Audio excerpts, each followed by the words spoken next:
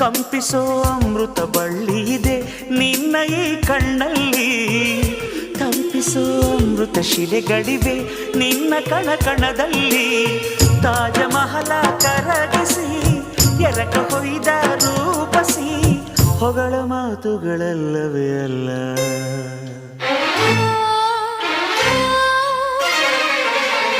ನಿನ್ನ ವಿನಃ ಏನಿಲ್ಲ,